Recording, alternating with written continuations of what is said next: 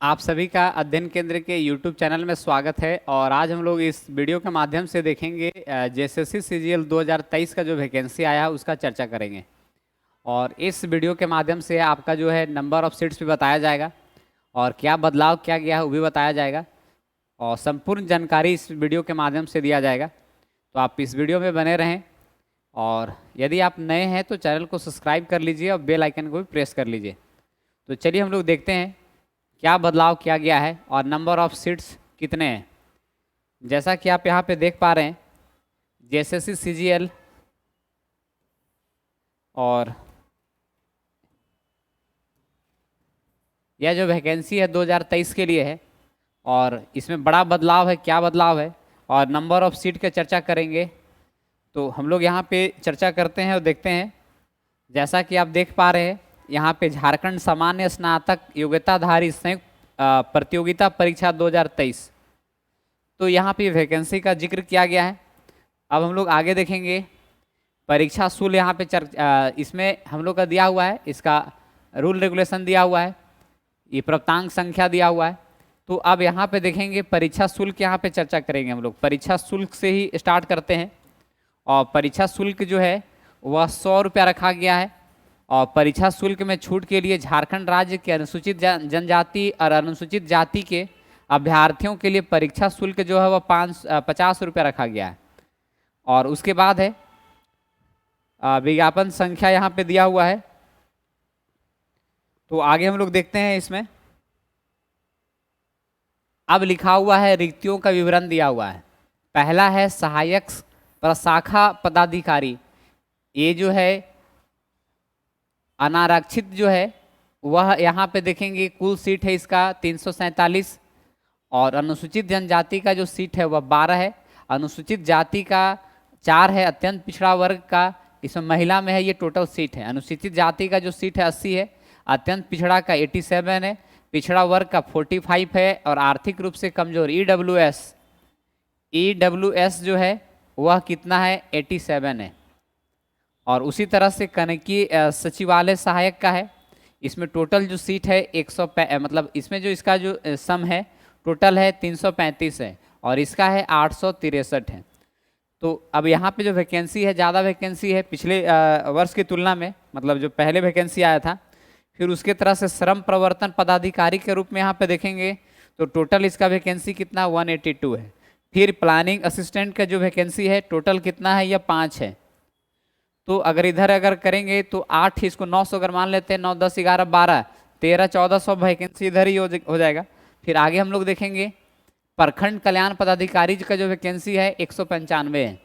उसी तरह से प्रखंड आपूर्ति पदाधिकारी है 252 है और अंचल सीआई यही वैकेंसी का जो है वैकेंसी जो इसमें लास्ट में ऐड हुआ है और यह जो वैकेंसी 185 है, इसी का कारण वैकेंसी जो है देर में हो रहा था।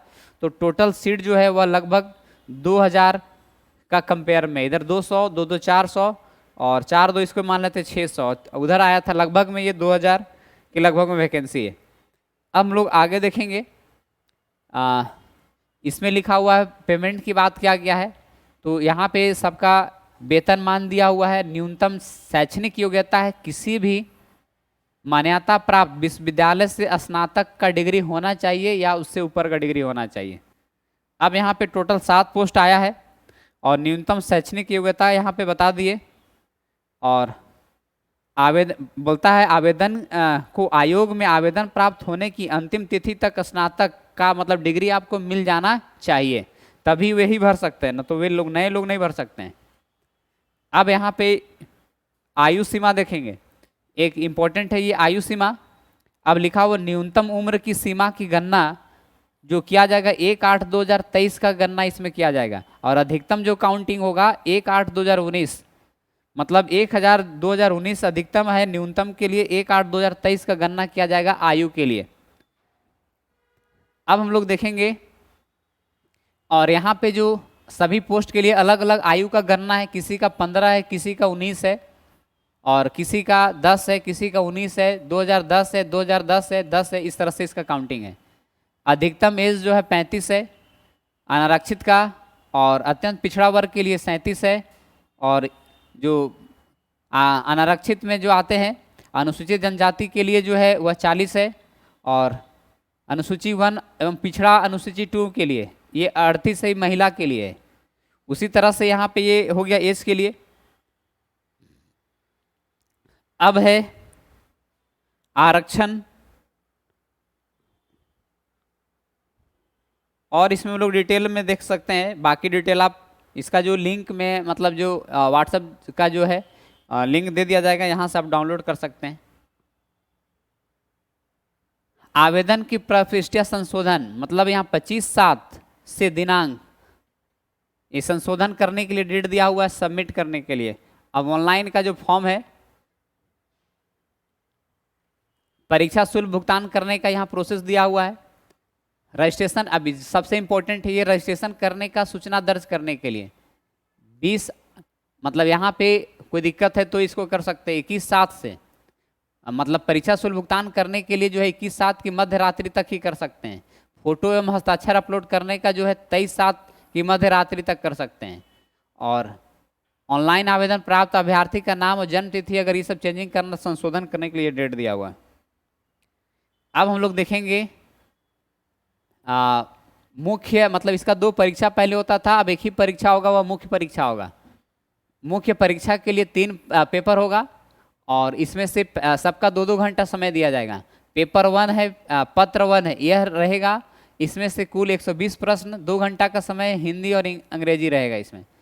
फिर पेपर 2 में आता है, यह लैंग्वेज पेपर है, हिंदी अंग्रेजी उर्दू जो भी है, एक पेपर का इसका एग्जाम होगा, और ये भी ऑब्जेक्टिव है और ये भी ऑब्जेक्टिव है। इसमें बोला गया कि 30% इसका लाना पड़ेगा, कंपलसरी है। और इसमें भी है कि इसमें जनजातीय एवं क्षेत्रीय भाषा में 30% अंक प्राप्त करना अनिवार्य है। अगर 30% अगर अंक आप अनिवार्य नहीं करते तो आपको जो है मेरिट से बाहर कर दिया जाएगा।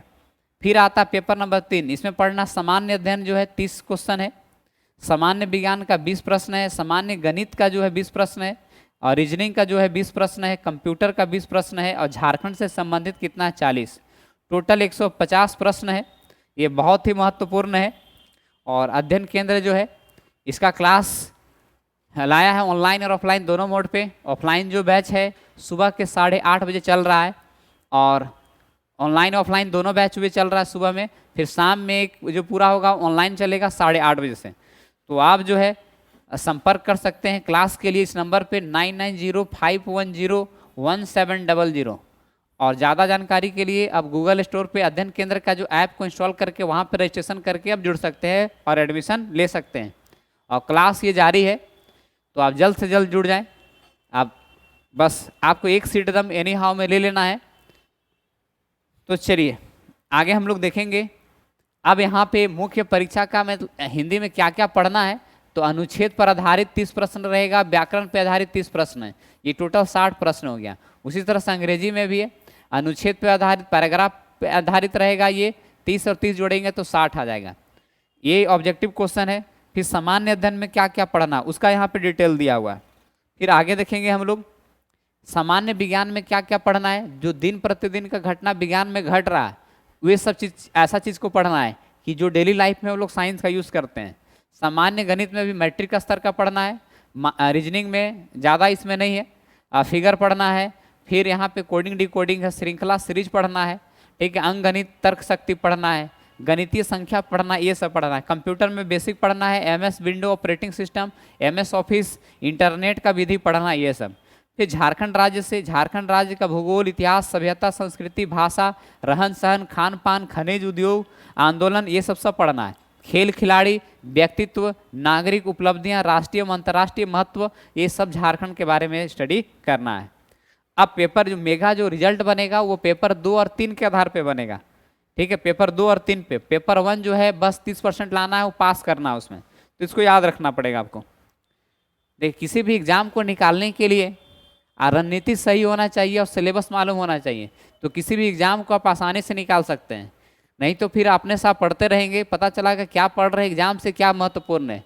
क्योंकि साइंस में यहाँ लिखा गया कि साइंस पढ़ना, 10th साइंस में कौन सा चैप्टर पढ़ना है, फिजिक्स पढ़ना है, केमिस्ट्री पढ़ना है, बायोलॉजी पढ़ना है, वह चर्चा नहीं किया गया, ठीक है। तो हम लोग यहाँ से क्या करेंगे, गाइडलाइन आपको जारी करेंगे कि कौन कौन सा टॉपिक से क्वेश्चन आता है, पिछले बार आया हुआ है, तो ये सब की यहाँ पे हम लोग चर्चा करेंगे। अब यहाँ पे अंक लाना दिया हुआ कितना कितना किसको लाना है, अनरिजर्व जो है उसको 40% लाना है और सबका अलग अलग यहाँ पे दिया हुआ है। तो आर्थिक रूप से कमजोर ईडब्ल्यूएस को भी कितना प्रतिशत लाना है, 40% यहाँ पे लाना है। अभ्यर्थियों के प्रमाण पत्र जारी करेंगे तो यह जो प्रमाण पत्र है यहाँ पे जारी कब का डेट का होना चाहिए उसको हम लोग देख लेंगे, सबसे इम्पोर्टेंट ये है।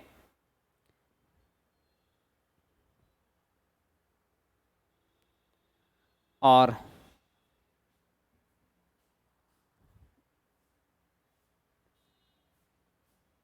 दो 2016 के बाद से, और अधिनियम यहाँ पे दिया हुआ एक बार इसको देख लेंगे। तो ये सब सारे डिटेल था। अब यहाँ पे हम लोग बात करेंगे कि हर एक चैप्टर में जैसे लैंग्वेज में क्या क्या पढ़ना है, जैसे भाषा में कौन कौन सा सिलेबस है, तो यहाँ पे एक एक करके दिया हुआ। पहले संथाली भाषा का दिया हुआ क्या क्या पढ़ना है ये सब, तो आप जो भाषा लिए उसका देख सकते हैं। बाकी हमारे यहाँ क्लास में जो कराया जाएगा आपको, तो आप नागपुरी और खोटा का क्लास कराया जाएगा और हिंदी का क्लास भी कराया जाएगा। तो आप जुड़ना चाहते हैं तो जल्दी जुड़ लीजिए। बस न्यूनतम फी में जो क्लास रखा गया है, तो आप जल्द से जल्द संपर्क कर सकते हैं। हम लोग फिर मिलेंगे नेक्स्ट जानकारी के लिए। तब तक आप बने रहिए हमारे साथ, और जानकारी कैसा लगा कमेंट करके अवश्य बताएं। अच्छा लगा तो लाइक और सब्सक्राइब करेंगे, और चैनल को सब्सक्राइब मतलब लाइक और शेयर भी करेंगे, चैनल को सब्सक्राइब भी कर लेंगे। फिर मिलेंगे। धन्यवाद आप सभी को।